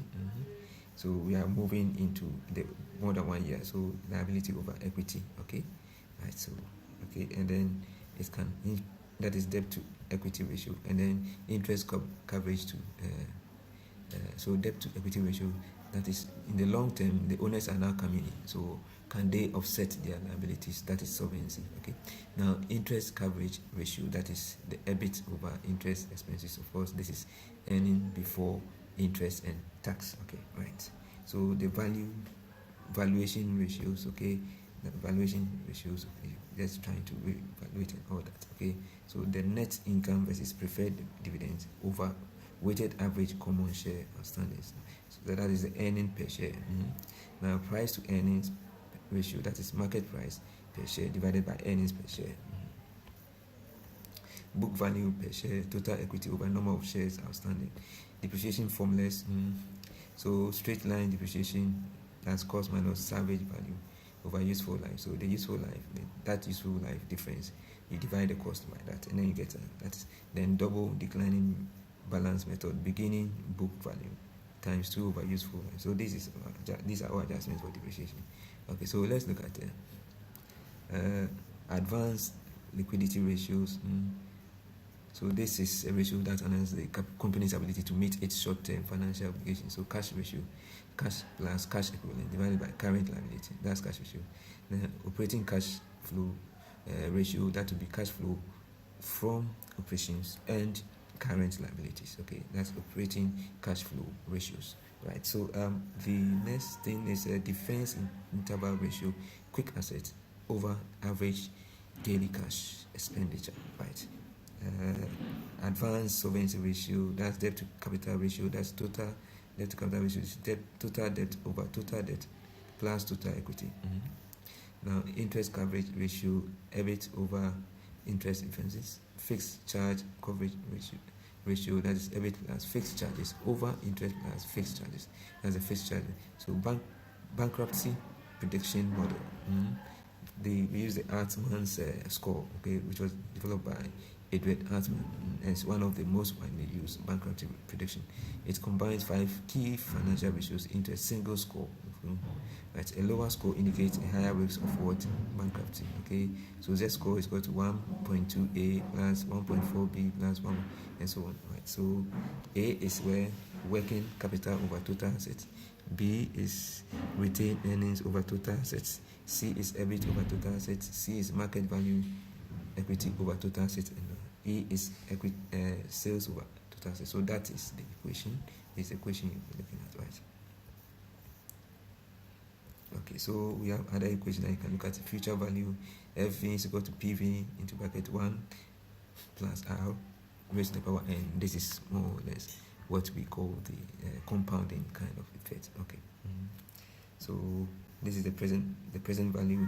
The compounding factor here is dividing, so note it. The present value is smaller, so it has to divide, right? So the net value, the net present value, okay, you have to sum each minus your CO. The CO is initial investment, okay, so that you can get over that. Okay, asset pricing. So you have a way of capital asset pricing model. This is one of the most widely used methods for determining the required rate of return for an asset. Okay, so that's it. Expected value and so on. So expected value is actually the mean, the future mean of a certain. This is that a factor that you are talking about. Okay, so you have arbitrage pricing theory. Okay, it's also there. The same model is used here. Okay. You also have the option pricing. That's the Black-Scholes model. That's it.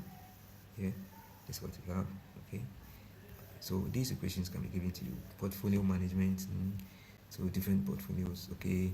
If you have data for all of them to cover, these are the formulas. This is another formula for it. Okay. Right.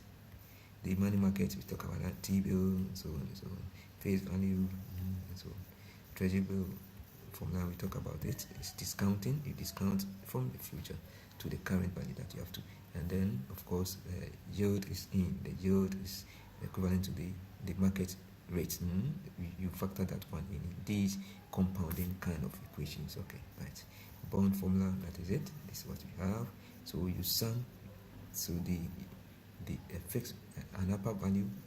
The next year you double. I mean, you reduce it further. Okay, sort of it's increase. I mean, it's decreasing until the final year you have an amount face value, that is the principal. Okay, kind of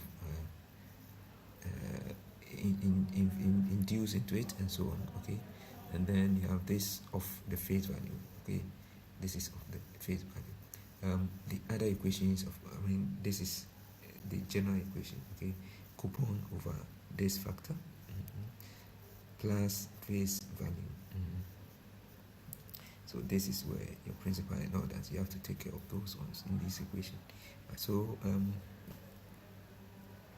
let me look at this one. Yield to maturity. Of course, it must, the market value, your yield to maturity must be around market value. If it is more, it should be less, so that you do not, of course, people will buy. Okay, if it is more, then people will go to the market and buy the one on the market and so on. So approximate, this is a way of trying to factor. All these ones are intuitive. You can get them from all that. So I'll go. Let me look at this is what about yield? Okay. So macroeconomics equation. So the Phillips curve. This equation is looking at the inflation and other things. Okay, unemployment. So unemployment, and then you look at the inflation aspect. So inflation, you have expected inflation, and then unemployment, you have the natural rate of unemployment. It is usually known around 94, 96 to 96. Okay, that is 0.4 to 0.6. That's the natural rate of unemployment. Okay, so that is the more when economies hit that point, then the return to normal will also come in. So that serves more or less as a balance. You go beyond, it brings you back. You go below, it brings you back, and so on.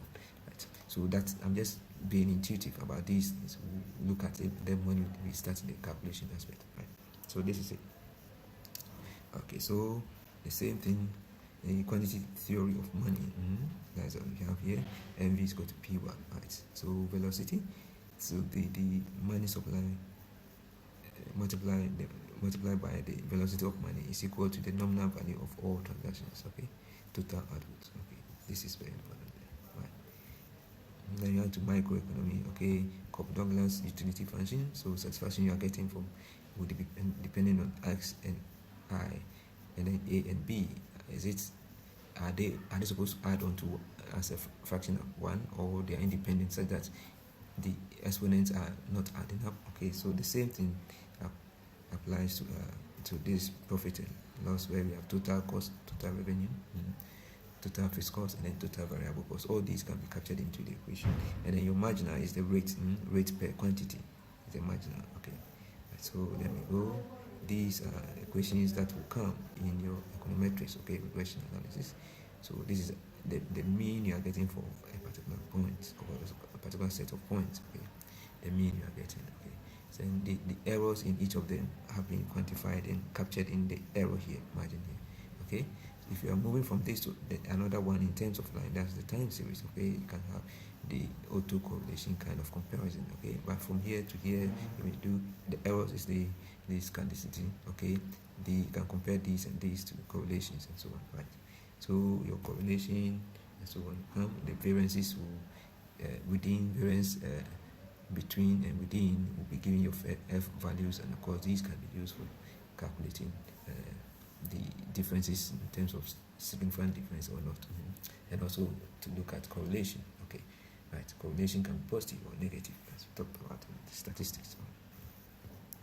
Then when it comes to production, okay, so your raw materials being converted to a final product. So you have input coming in to form a final product. This final product, from course, if you are going to sell, you add on your profit and all that. Okay, so you need to look at that. Okay, household demands. This one have been talked about this already. Same thing has been talked about. So you have the social cost which may be added onto your company's cost, okay, to account for the pollutions, so that we have a perfect descent. Okay, so this one, minimal public cost and all that, okay, or benefit, all should be captured, not just the company's descent. It may leave out some of these positive or negative impact on the third party. So type of goods, I said, like I said, normal goods. Giving goods are inferior goods. Okay, normal goods, if you increase price, then the amount demanded will go down. Inferior goods, as your income goes low, you demand more of you'll be spending most of your distance on inferior goods. As it goes up, you go for better goods, or and then we even add on luxury goods.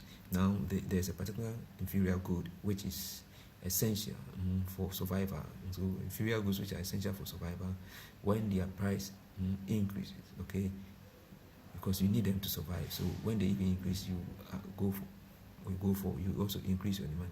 In fact, sometimes you demand more, or most of the time you demand more, because as the price is going up, you need to get money from other. You have to sacrifice other ones. Okay, so by sacrificing other ones, you have to end up buying more of the one to survive, because at that point the survival rate is what has been activated, and so all other things you may channel them to survival to be able to survive well. So you may end up buying more, and that is the giving goods. Right? It's a very small fraction of goods. Okay, so there is a typical curve for the giving goods. Right, so we go. So this the income effect on the substitution, as well as the price effect, income effect, and then also let me look at that substitution effect. We have substitution effect, and then income effect. Okay, so the price of giving goods, we've talked about that. Consumer would normally want to buy less of it and substitute it with others. Okay, the income effect, as your income, giving goods is a stable, okay, that make up a significant. So when your income, when its price goes up, it has the same effect as major cuts to their real income. Alright, so that one I've already discussed it, so I'm not going to details here. Right.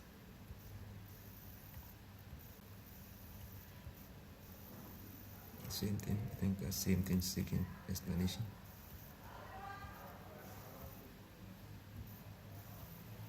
So the economic side, demand, we have talked about that. Economy of scale, that is, if you are producing if you are producing larger quantity, you will be able to make more profit. Okay. Quantity demand, quantity demanded. Okay, as in demand. Okay. So quantity demanded is a specific point on the demand curve. That's the important thing. Okay. Independent demand and then linked demand. Okay.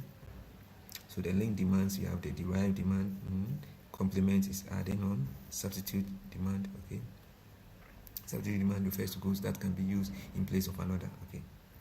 Okay. So let's say the demand for one negatively linked to the demand for the other. So a price increase for one good will cause an increase in demand for its substitutes. For instance, price of Coca-Cola will increase the demand for Pepsi.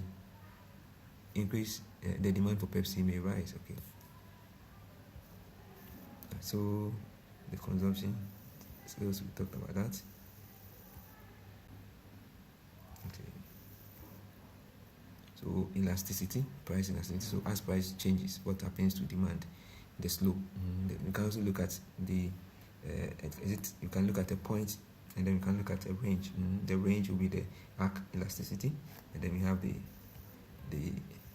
point elasticity, which is just change in quantity over change in quantity over K over change in price over K, and this gives us this equation, right? So we've talked about now Lagrangian's way of solving questions. You should have the limits. Okay, so it can be time limits, it can be money limits, okay, or constraints. Okay, but Lagrangian is just trying to say that when you have the equation and you subtract something that is zero, from it. Add value from it. It's less like you're adding 0 to this one. So it's the same thing. Then you adjust this differentiation through differentiations to get values for what you are looking for. That's the Lagrangian method. So perfect competition. There's a market, the firm, everybody is a fixed price. That is where average revenue is equal to what? Marginal revenue. Average revenue is equal to marginal revenue. Okay.